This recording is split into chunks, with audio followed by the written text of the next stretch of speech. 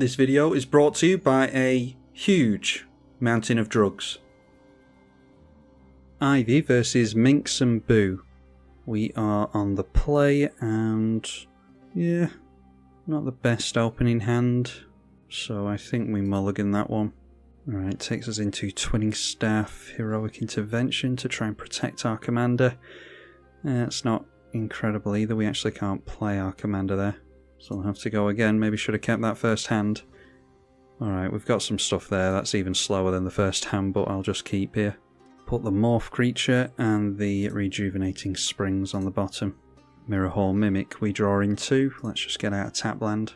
Our opponent has a Mana Vault, so can get down their commander pretty quickly, I'm guessing they just drew into that. We draw into Kodama's Reach. We'll play out Ivy here, and probably just throw the Blanchwood Armor on it next turn, maybe go for the Kodama's Reach, I'm not sure. I'm just assuming our opponent has an answer for our commander. So seeing a Rurik Thar, excellent. Draw into Frog Tongue. Yeah, I mean we just have to try and outrace my opponent here. So if we go Kodama's Reach, we'll be able to afford our two creatures. So yeah, I think we go for that. Take the hit. Get some more forests into play here as well, so that the Blanchwood Armor is better if we actually manage to get that down at some point.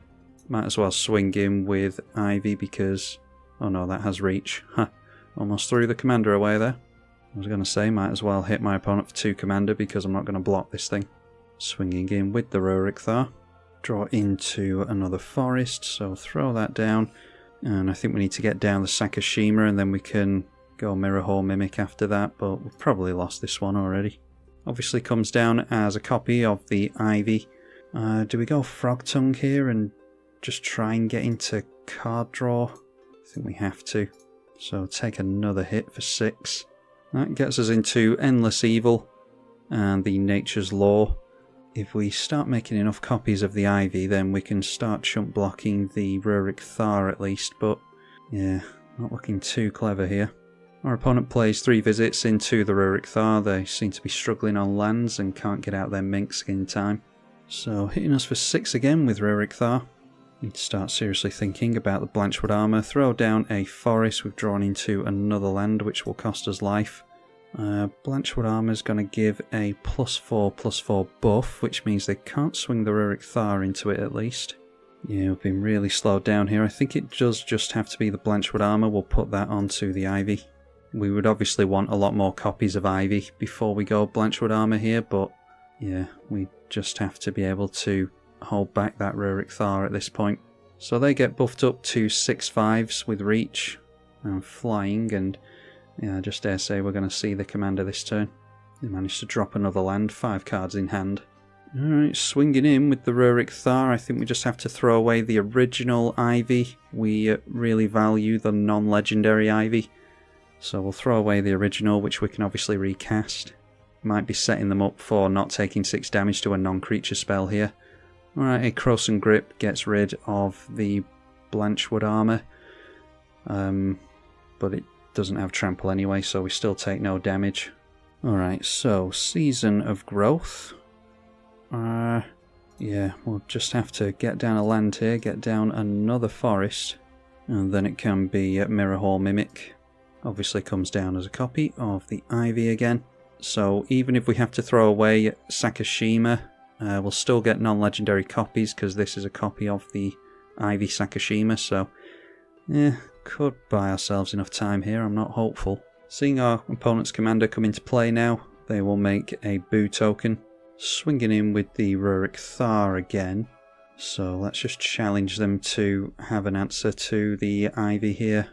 Alright, deciding to trade us. Dare say the damage has been done with that already. We draw into Meletus Astronomer. So let's go for the Ivy, Gleeful Spellthief out of the command zone for 4 mana.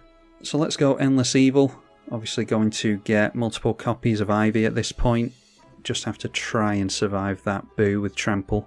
And then I don't think we're going to be blocking here, are we? So let's, if they want to minus this down, then they'll have to kill off their commander. Yeah, so we will swing in here. Plussing with the Minsc instead. So that is now a 7/7 with haste and trample. And yeah, I mean, we're only blocking 1 damage here, so Just have to let it through and hope that they don't have a buff or any more burn or anything like that. If they have a buff, then they were going to get through to us anyway, I dare say. Now they play Return of the Wild Speaker. They go up to 10 cards in hand, then down to 9, thanks to casting the Mana Crypt. And then a Rampant Growth. They've got a lot of non-creature spells in the deck, considering they run Rurik Thar, although it certainly did its job against us. They discarded to hand size a Darksteel Colossus, so that was shuffled into the library. Endless Evil triggers during our upkeep, so we get 1/1 versions of Ivy, and we're going to have to get something really, really good off the top here, which is probably not going to happen. Eidolon of Blossoms will draw us a card at least, so we'll play that and try our luck. A Zendikar Resurgent, couldn't have had a worse draw really. We'll try Season of Growth. Alright, Rite of Replication, yeah, we're just too slow here. Haven't had enough time to actually get into the game thanks to having to play around the Rurik Thar for so long. And we don't have enough toughness to actually block, so it's a good game to my opponent, and we will concede this one and try again. Ivy up against Lathril this time with a 2-lander, 3 draws to get into a land for Kodama's Reach. Let's risk it. We are on the play here, so that gives us, actually, yeah, it only gives us 2 draws now. We get down a tap land with the Scalding Tarn, fix our green mana. See an Arbor Elf on turn 1 from our opponent. And excellent, we do manage to get into a land, so yeah, I think it's just Ivy here then. See a Jungle Hollow from our opponent, and then a Worldly Tutor during the main phase, so obviously we know what they're going to draw into here. They've searched up Dwynn Glintleaf Dean. Alright, so another forest. Do we ramp here while we've got the chance? Try and get ahead of our opponent on mana a little bit. Play the Kodama's Reach. So I'll get an island into play tapped here and put a forest into hand. The forest obviously goes really well with the Blanchwood Armour. We want to be getting a copy of our commander down first, really. So maybe Worldly Tutor next turn onto Sakashima. We can play Sakashima next turn. Anyway, swing in with the Ivy. Playing another forest, untapping it with the Arbor Elf, and now it is the Guardian Project. 4 cards in hand, we know one of them. Yeah, don't seem to be in too much of a rush to get their commander down. Oh, damn it, and I was too busy talking. I didn't go for the Sakashima with the Worldly Tutor. That's annoying. Yeah, that's really a bad loss of tempo here. We'll go for the Meletus Astronomer then. Swing in with the Ivy. We do get the Meletus trigger at least, but yeah, would much rather have the Sakashima in play there. Lathril into play. We'll cantrip them with the Guardian Project, so ending the turn with 5 cards in hand. And do not forget to go for Worldly Tutor this time. Like I said, Sakashima on top like we should have done previously.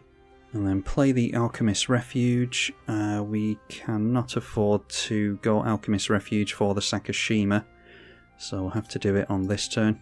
Obviously that comes down as a copy of the Ivy, and we don't have anything to do for 2 mana, so we'll just have to hope that our opponent doesn't wipe the board. Highly doubt they're going to after they get their commander down. I'm not going to block them, so yeah, just swing in with the Ivy here. They don't have reach. Takes them up to 6 points of commander damage, which could be relevant the further the game goes along. Making 4 mana, getting themselves into even more card draw. The Beast Whisperer cantrips as well, 6 cards in hand at the moment, and a Heritage Druid, so they can play another creature after this. They will cantrip twice, 1 to the Guardian Project, 1 to the Beast Whisperer. They do have 3 mana available to them here if they want it.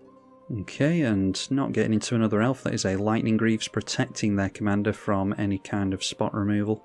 Not going as poorly for us as it might against an elf player. So we're not going to be punished for not playing as fast as we could have done, I don't think. Another forest isn't terrible. So how's about Auramancer's Guise and Blanchwood Armour? We try and, yeah, let's try and deal with this as soon as possible.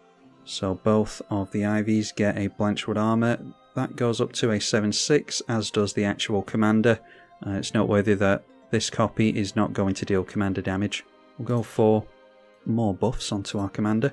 Auramancer's Guise is +2/+2 per aura that we have attached to a creature. So let's just try and threaten commander damage as much as we can here.